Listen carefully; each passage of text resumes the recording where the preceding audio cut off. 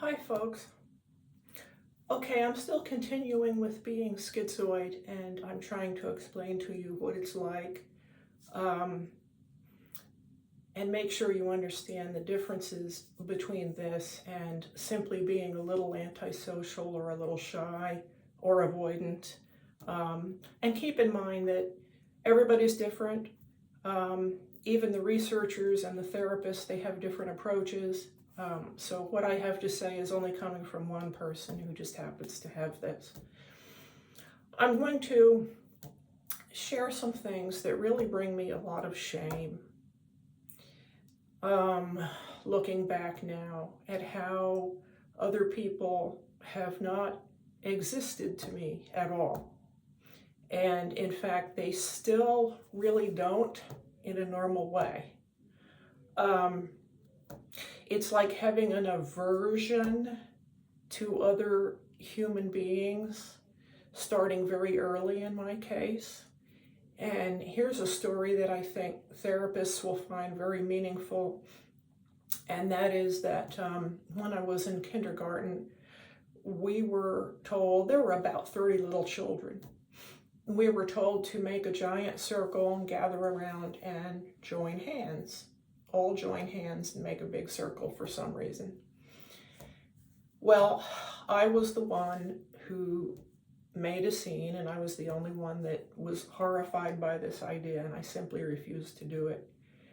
And eventually I must have been forced. I must have been talked into doing it and doing this circle thing. But I'm trying to remember what my feelings were. And I already felt, keep in mind this is kindergarten, I already felt that if I was consumed or joined by a larger group of people, I didn't understand what that would do to me. What would I be? What would be left of me? How would I hold on to myself, be myself, and recover myself afterward? I've worked really hard at trying to find the words to that feeling because, of course, when you're that young, it's difficult to do.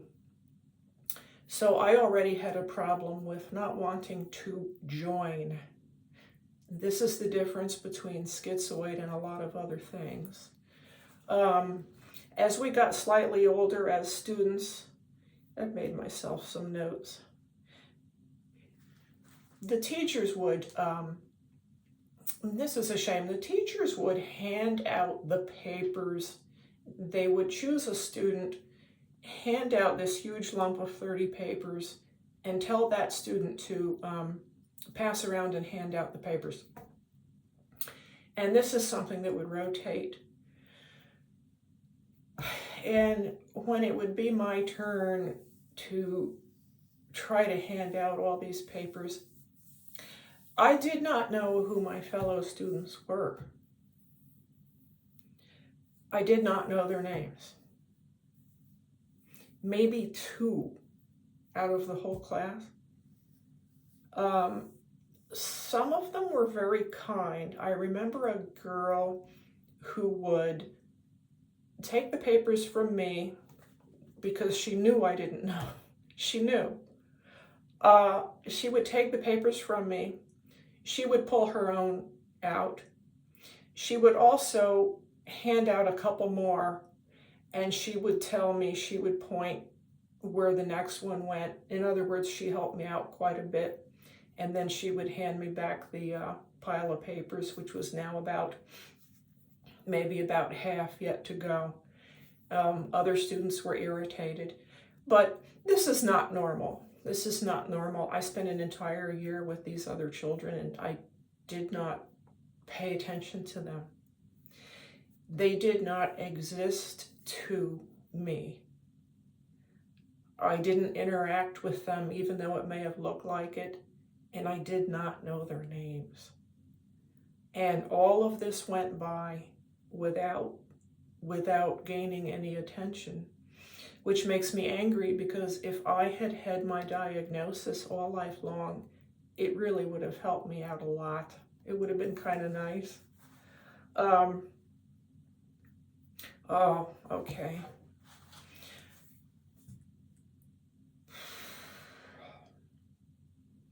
My brother had children, 3. My husband also has 2 sisters who had children. There are nieces and nephews. And at this point, there's even another generation. They never existed to me at all. I didn't respond to the news when my brother had his children. I would forget their names. He had 2 boys who for a while were similar, and on the very rare times I would visit, I would get their names mixed up. I forgot their birthdays, no cards. Obviously, I was even worse with my husband's family. Luckily, my husband, he's a great person. He's sharp and he's a sweetie, and he would bridge that gap by making plenty of phone calls. And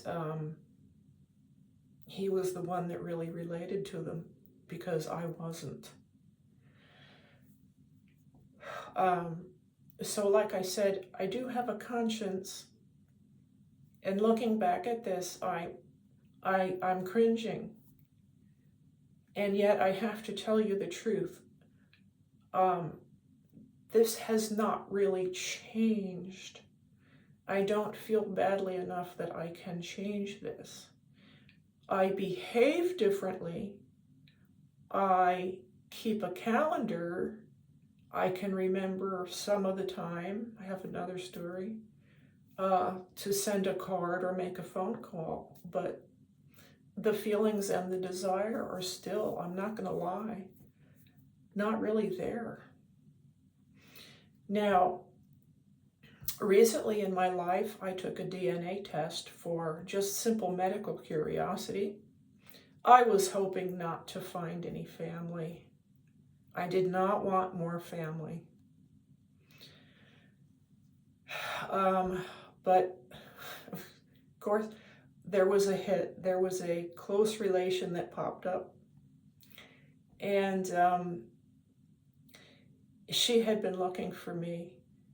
And we contacted each other. And I now have a half-sister. And I'm not going to reveal, I can't reveal my name because of my husband's family. I apologize to all of you. Hi, Julia. Hi, BB.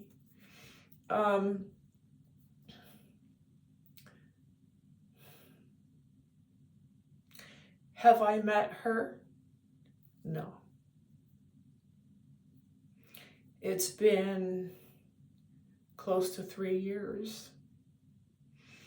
And my interest is there a little bit, but it's kind of like a torment. My mind and my emotions kind of go back and forth, back and forth. It's a yes, no.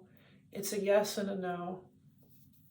You know, she's the one that I do have at least some things in common with. It's an interesting story that I'll tell at another time because we're both great big animal lovers. We have some really amazing similarities. So I think that someday we'll cross paths, even if she understands it might need to be kind of short. We'll do something together. We'll get something done, probably for animals, and we'll meet each other. But this is just not normal, obviously. I'm telling you that other people don't exist to me, and the desire to join and belong is really not there. It's the opposite. Am I leaving anything out? Yeah, the change in behavior, The improved behavior to me feels like now we're back to feeling like I'm being a faker, being a liar, participating in something that is false. That's what it feels like to me. That's what's called masking. And we despise that.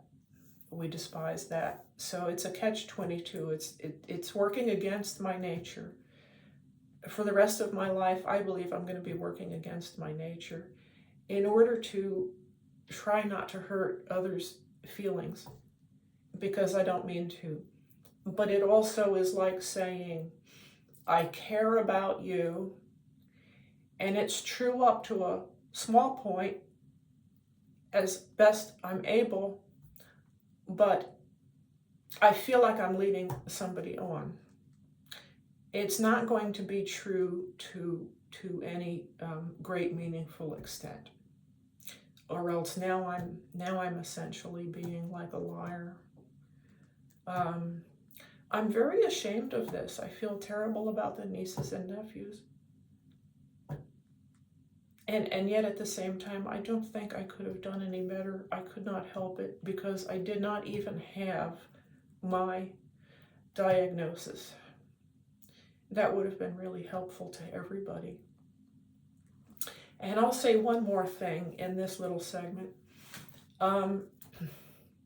You must be wondering how a person like me could be married and stay married and have a successful marriage.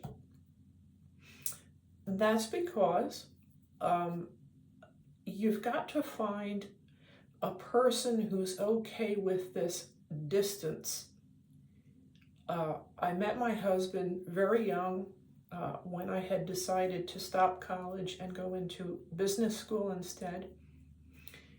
And I was kind of mysterious probably to him.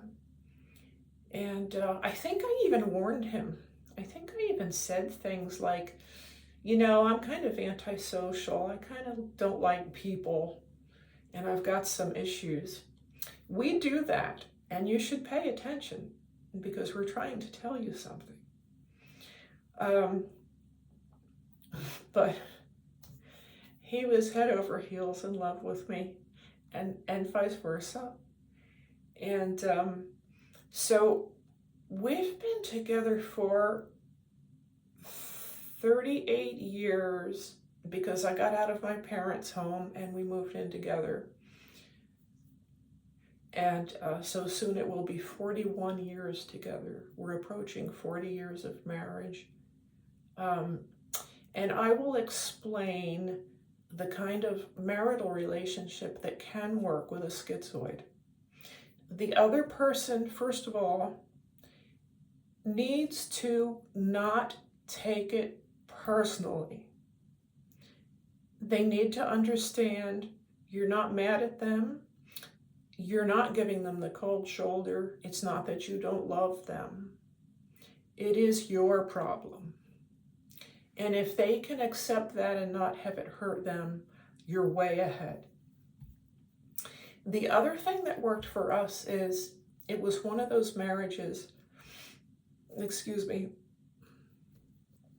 where there was a lot of alone time for me, a lot of separation. This happens in marriages of all kinds, military marriages, lawyers who are awfully busy, doctors. My husband tried a couple of businesses on his own, and in the end, what he did very well at and succeeded at was being an over-the-road truck driver, eventually purchasing and running his own rig. And he would be gone. I lived way up in the mountains with no one around me. It was awesome.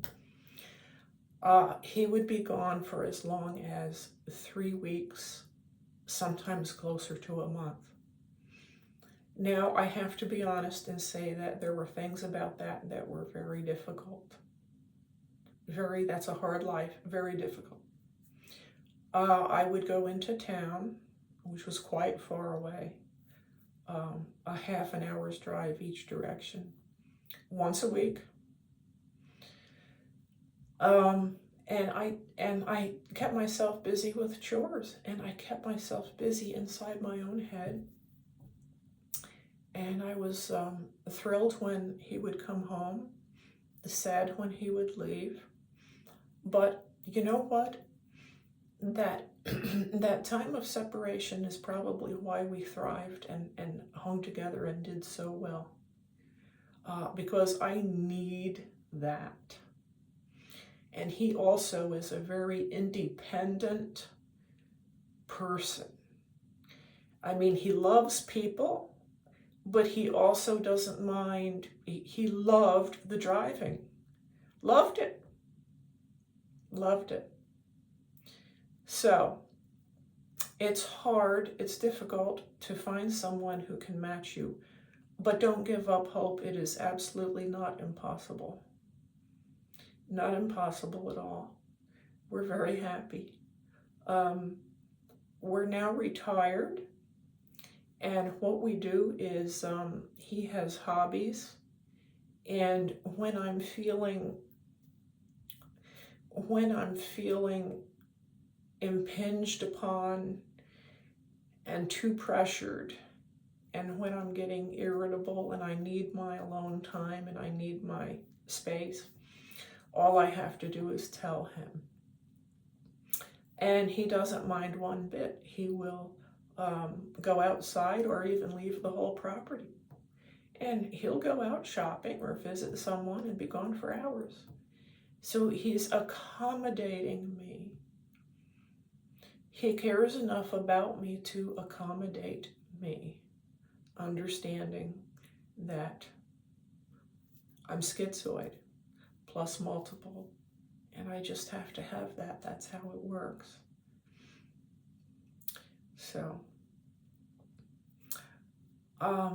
if any of you resemble that, if family members are watching this and you notice there's a family member that just doesn't treat others right, forgets, oh God, my half-sister, I forgot her birthday.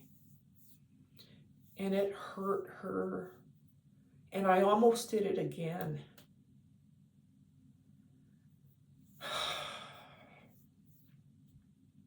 You might want to consider there's something wrong with that person. You might want to consider that perhaps they're like me or something similar.